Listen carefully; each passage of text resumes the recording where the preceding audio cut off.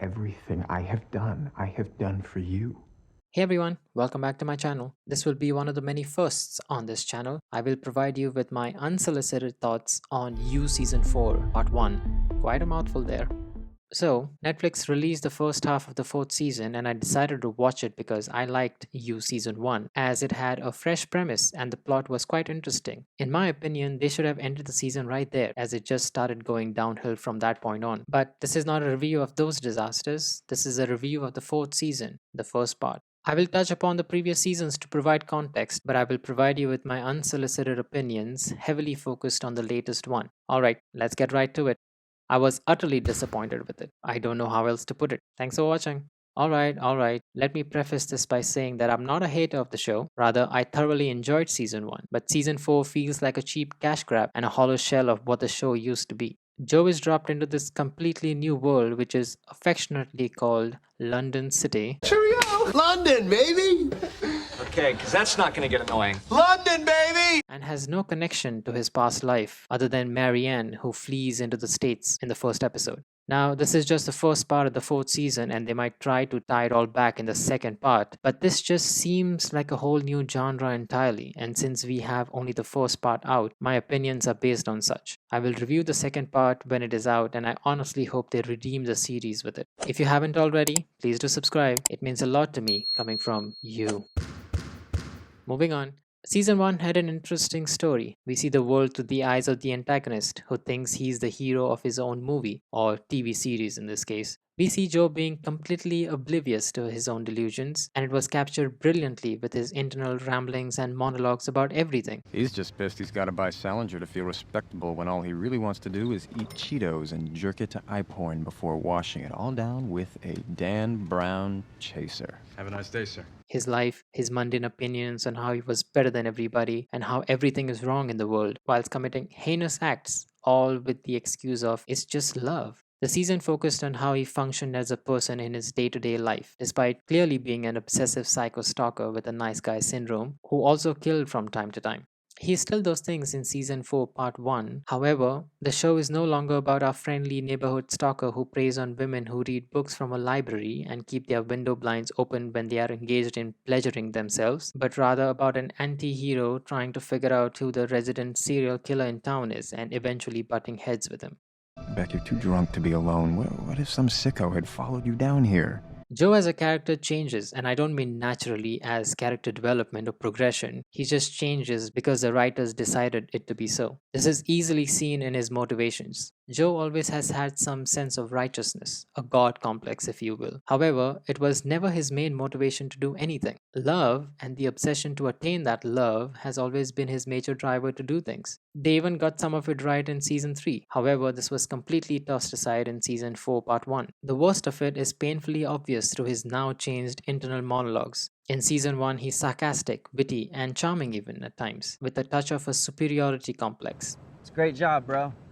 Bro, you waste of hair. He's everything and more, but what he's not is self-aware. He's so out of touch with reality that he can't even see that he partakes in behaviors he not only criticizes but also condemns. But in this latest season, it's very disjointed. He says things just because, as if he's no longer the complex person he used to be, but a robot who tries to mimic his former self from season 1. The first season shows Joe doing the wildest things, and for the most part, the show doesn't try to get the audience to sympathize with him, as he justifies it all away with love. I say for the most part because they try to prop up his role in Paco's life, but that's it. Season 1 shows his crimes in black and white, no sugarcoating it. They do dive into his past in the second season to relate with him and maybe even sympathize with him, but for the most part, he is still the creep who's stalking and killing people. In season 4, however, he's the anti-hero the audience has to root for, the detective who's trying to solve a murder before he gets falsely accused of it. Joe from the first season ends up in sticky situations as a consequence of his own actions and decisions, and not because he was helplessly dragged into one.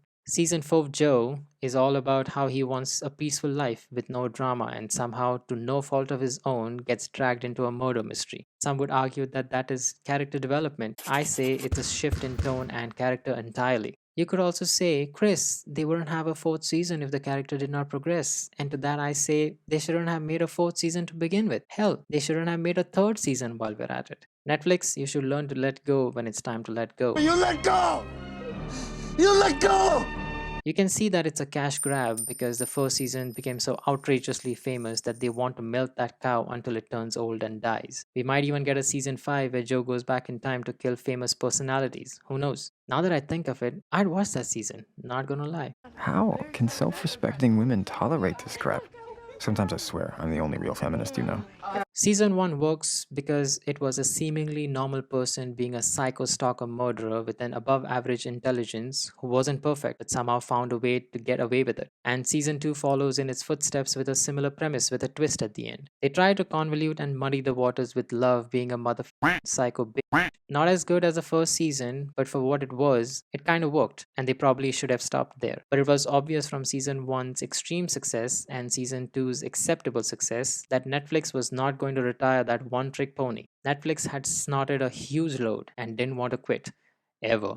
Season 3 is where things start to go off the rails. They turned it into a domestic drama thriller, unsuccessfully, I might add, because the characters didn't work in that setting. And in season 4, they did a soft reboot of the series to make things kinda ambiguous. I'm telling you, Joe is going back in time to assassinate JFK. This detective slash whodunit murder mystery just doesn't work. Towards the end, I suspect, based on the first part of this season, they will make it out to be two serial killers going head to head, trying so hard to emulate a sort of twisted and dark version of Sherlock versus Moriarty. I think it's mostly because the writers kinda suffered from the same issues that the writers of Game of Thrones struggle with, but instead of running out of source material to adapt, they chose to veer away from it. So I guess not kinda like Game of Thrones, but I just wanted to mention it Aren't here. you always so clever with your schemes and your plots?